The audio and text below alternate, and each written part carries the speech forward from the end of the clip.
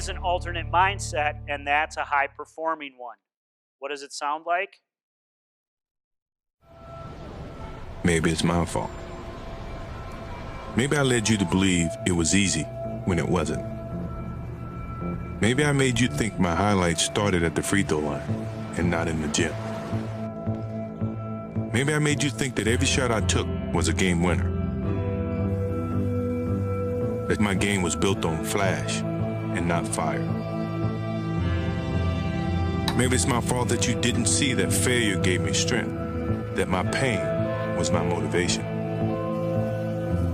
Maybe I led you to believe that basketball was a God-given gift and not something I worked for every single day of my life.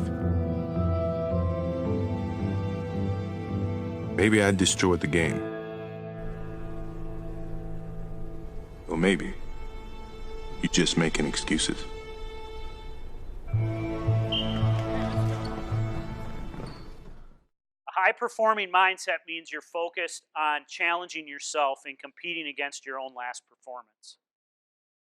It means you're self-forgiving. Doesn't mean that you don't care. It means that you acknowledge your mistakes and move on and let it go. You make a conscious decision to let go and do better the next time. You're able to see failure as a learning opportunity, and you're able to be comfortable with being uncomfortable. Which, by the way, is what I've been doing to you. Making you uncomfortable with the stories, with the mouse traps, with the exercise. Okay? Then you need to teach them how to visualize. Help them come up with 4 words that represents what their OPZ is, and have them focus on what they see, hear, taste, and smell, and the emotions that they feel and how their body feels. And then what you can do to teach them how to get to the next level is do some daily drills. Those number grids, I will put them up on my website. And what you can have the kids do is do them over and over again. They do it one time, they do all 100 of them, they time themselves.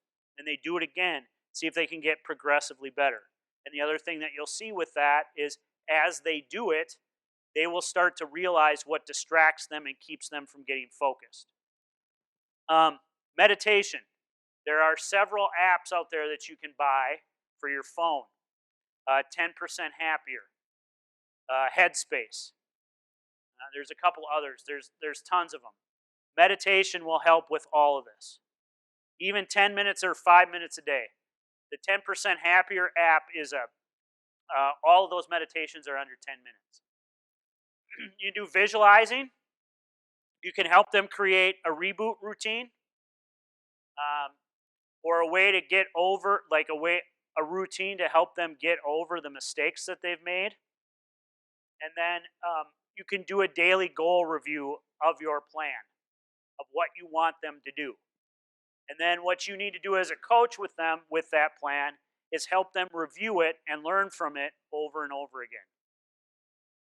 As they get progressively better, you can add things. But you also need to reinforce what they're doing well and how you've seen improvement. Now, it's more than just this, though.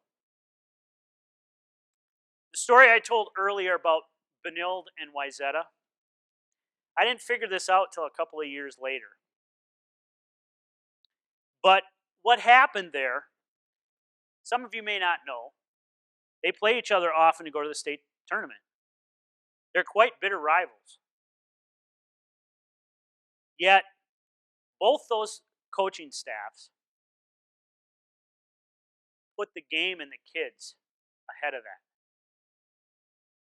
I hadn't thought about it that way before.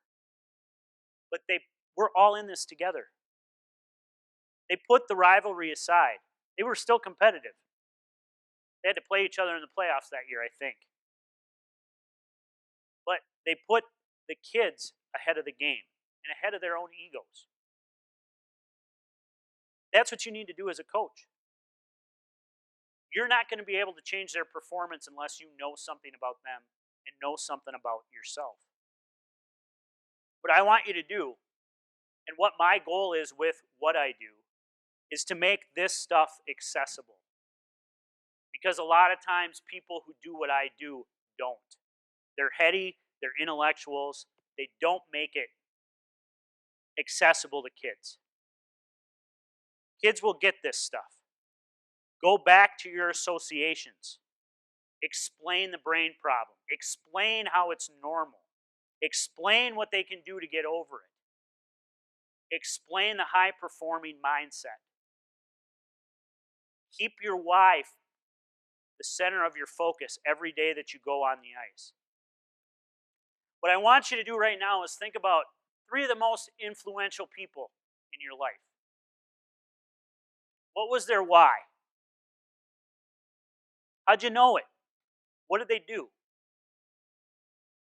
What made you know that they had your best interest in mind?